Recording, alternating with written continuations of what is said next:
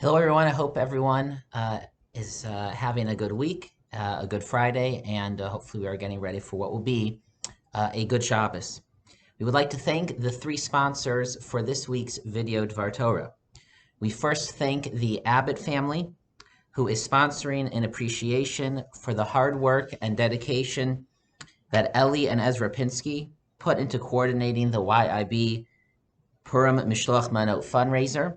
And we thank the Abbotts, and I also want to join them on behalf of myself and the show, the entire community, thanking Ellie and Ezra, as always, for creating such a wonderful Mishloach Manot program this year, which brought much joy and was a great success for the show. We also want to thank Naomi Kinjo. Thank you, Naomi, for sponsoring the videos of our Torah in appreciation for what the shul provides, and in whatever way that I can help for aiding and guiding those who are still celebrating Shabbos at home and cannot yet come to shul. Thank you, Naomi. And finally, we thank the Marks family, who are sponsoring on the occasion of the yahrzeit of Barbara's mother, Jean Gold, Shendel Bat Yechezkel Vigolda Aleh Shalom, whose yahrzeit is on the 25th of Adar, and also on behalf, in memory of the yahrzeit of Paul's father, Israel Nissen Marks, Yisrael Nissen Ben Aaron Olav Hashalom, whose yahrzeit is on the 27th of Adar Sheni. And we thank you, Paul and Barbara, and it should be a zechus and aliyah for their neshamas.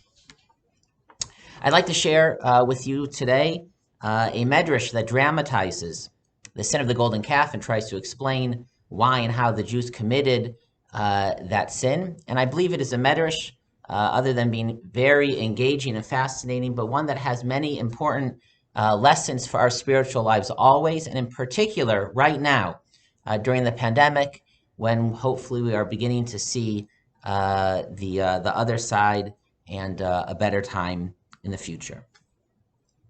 The Torah describes the sin of the golden calf as follows. Vayitain el Moshe kechaloso ledaber ito b'har Sinai shnei luchos haidus. And it was when Hashem was just finishing giving the Torah, the two tablets, to Moshe. And he was still on top of the mountain. Vayar ha'am ki boshesh Moshe laredas min hahar. And the people saw that Moshe had been delayed. He did not come down from the mountain. Vayikahel ha'am al Aaron. So the people gathered and surrounded and pressured Aaron and said, "Make for us a god. Kizeh Moshe ha'ish asher ha'elanu me'eretz Mitzrayim." Because Moshe, the one who took us out of Egypt, lo yadanu mehayalo, we don't know where he is. So Aaron says, "Well, gather for me your gold," and they immediately gather for him their gold. And Aaron takes it and somehow he forms it into an egel masecha, a golden calf. And they declare, Eila Elohecha Yisrael she'alucha Mitzrayim. This is the God that took us out of Egypt, the golden calf. And so Aaron tells them, Vayomar Chag LaHashem Achar, let us make a celebration, a festival tomorrow. And it is the next day when they are celebrating that Moshe comes down, sees them surrounding, dancing, bowing to the golden calf, and he smashes the two luchot. The Medrash, it's actually a passage in the Talmud, adds the following. Amar Rabbi Shua ben Levi. Listen carefully, it's a beautiful teaching. Rabbi Shua ben Levi taught, Siv, what does the verse mean? Kim boshesh Moshe, that Moshe delayed. Boshesh. It's not a common word, that he was late, he was delayed. Do not read it as boshesh, ela boshesh. The 6th hour had arrived. It was noon. For when Moshe went up to the heavens, Amar l'Am Yisrael, he told the Jewish people, Lasof arba'im yom b'tchilas sheish, in 40 days at high noon, midday, Ani ba, I will descend from the mountain from God.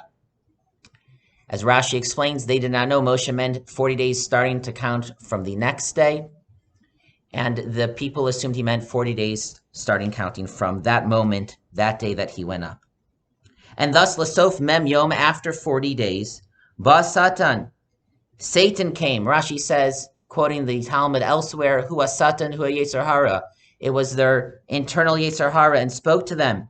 V'ir beves ha'olam, and confounded the world and overwhelmed them. And Amar lahem, and said to them, the Satan, the Yetzer Hara, Moshe Rabchem Heichanu, where is Moshe? You were expecting him to come today at noon. Noon has passed. The sun is already going down. It is afternoon. Amrulo. People said, Allah l'marom. He went up to heaven. He will come back. Amr lahem Moshe, she said, noon has come. V'lo hishkichol, but they would not listen. They denied it. They had nothing to answer, but they blocked it out. The question, the doubt that was gnawing at them. Mace, the Satan, the Yisrael start telling them, he must have died. He went up to heaven and has ascended and will not return. V'lo hishkichol, if they would not listen. Her lahem demus mitaso, Satan, he showed them, they could see, they could envision his body lying there dead.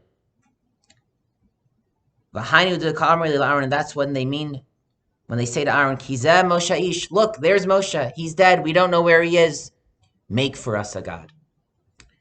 This Medrash accomplishes many very interesting things. On the one hand, it is dramatizing the anxiety and fears of the Jewish people, how it built internally. We can understand, where is he? Shouldn't he have been here? Something must have happened to him. He has left. We are alone. We are abandoned. The Medrash also is trying to explain and somewhat defend the actions of the Jewish people. They were not just overwhelmed with this urge to create an idolatrous form. They didn't know. They were expecting him. Moshe had told them. It's somewhat is shifting actually the blame to Moshe. Moshe wasn't clear to them. There was a miscommunication, a disconnect between Moshe and the Jewish people. But also the Medrash is certainly drawing our attention and telling us the root of the sin is that initial phrase, Ki Boshesh Moshe. La Redet Minahar. Moshe was late. They were expecting him to be there. And what they were expecting did not happen. There was a delay. And so there were questions, there were doubts. The question was, could they hold on? Could they wait? And they couldn't. They were overwhelmed.